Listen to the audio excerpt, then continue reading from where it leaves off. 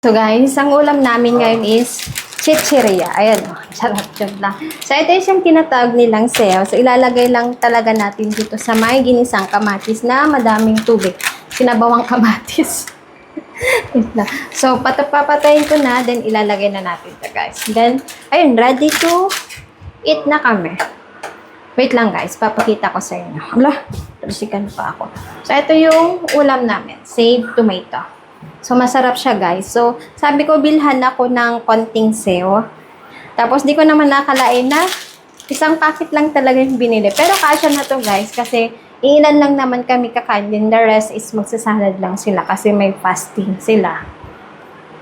So, ngayong araw is madaming ganap. So, papakita ko sa inyo tong araw na to kung ano yung mga kaganapan. So, pero ngayon muna is kakain muna tayo. Kasama nito is kichri. Pagarili kichri. So, tara. Kain na tayo.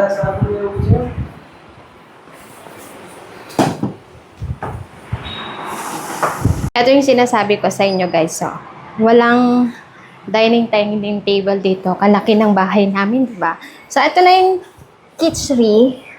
Ay, kichri. Save tomato. Sorry. Save tomato. Then, may salad. So, walang sibuyas yan, guys. Kasi, may fasting sila ngayon. Hindi ko mabuksan. Ito talaga, kumakain ng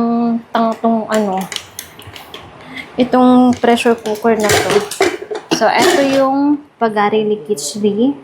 So, kanin lang siya, guys, na may kasamang mga gulay. Then, talaga, ito na naman, hindi ko mabuksan. Ay, hindi ko talaga mabuksan, guys. Kaya na lang yan.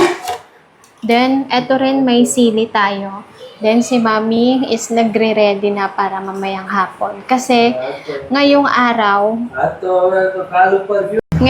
is pupunta kami doon sa bahay ng fiancé ng brother-in-law ko. Kasi, kahapon is nagsimula na siyang mag-fasting. Then, yung mga bata, tignan nyo, ayan, nag-draw sila ng mga ganito. Ewan ko kung anong event, pero may fasting daw sila ngayon. Bali, 5 days. So, ang mga gumagawa nito is mga bata, mga babae. Then, eto si Mami, nagkikilay na siya kanina. Ayan. Ay, Mami. Hala, dyan, ma. Hala. Then, eto yung mga ibibigay mamaya sa fiancé ni Hardik.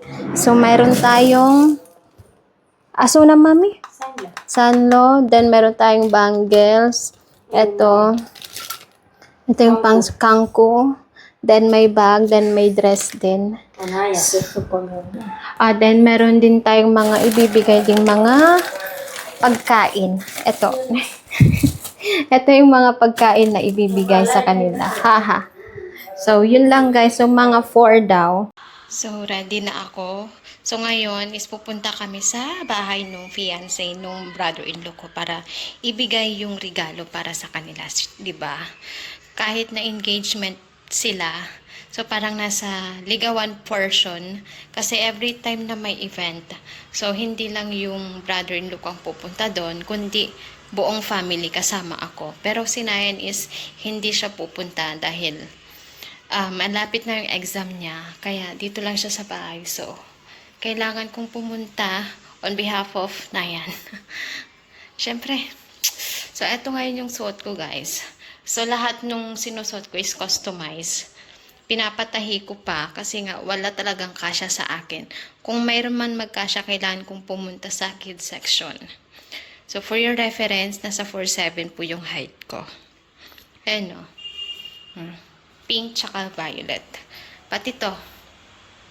Binili ko to pero pinakat ko pa rin dito sa baba kasi super haba. Wala talagang magkasya sa akin, guys. Yun ang problema ko dito sa India.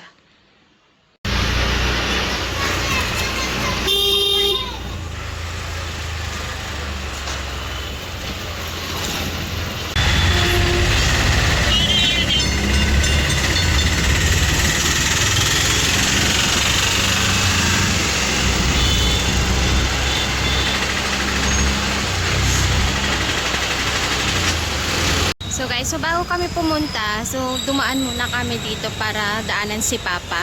Kasi lahat kami ay pupunta doon. Except yung si Dada kasi hindi siya gaanong lumalabas. Ewan ko, parang ayaw niyang maglakad kasi masakit yung paa niya. So, eto yung shop na namin guys. Ready na. Bumibili na lang kami ng mga ibibenta. Then, yung bahay ng fiancé ni Nayan, ay, ni Hardik. Kasi ni Hardik is dyan sa area na yan, yung building na yan. Bali, apartment po siya. So, nasa second floor sila. Eto, oh, yan. Dyan sila nakatira. So, tignan natin sa loob, guys. Kasi nalinisan na rin. So, eto na.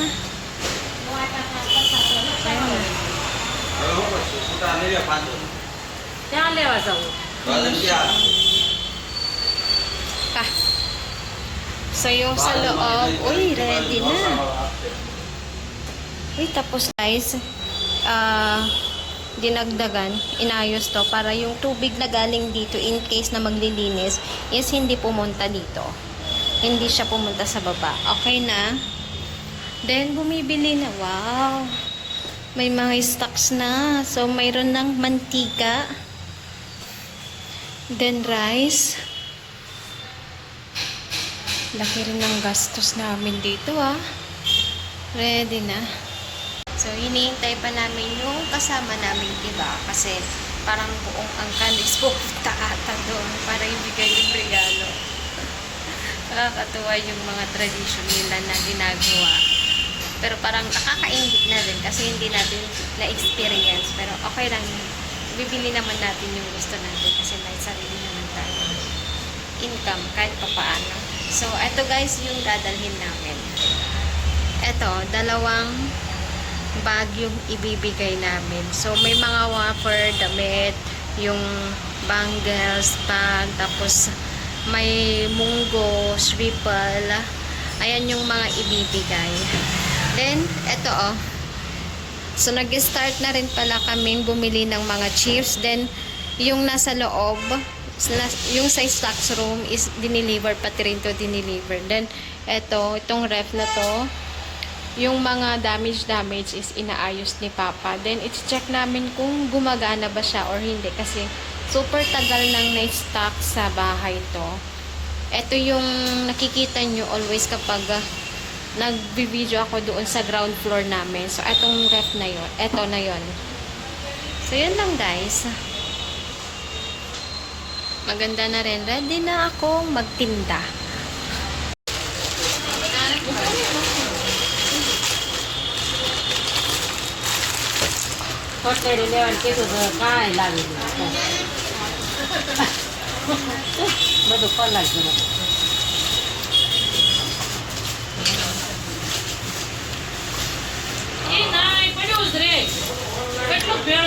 એને કીધું બધું લઈને આવજે પણ આ વરસાદની હિસાબે કઈ ગઈ નહીં લેવા.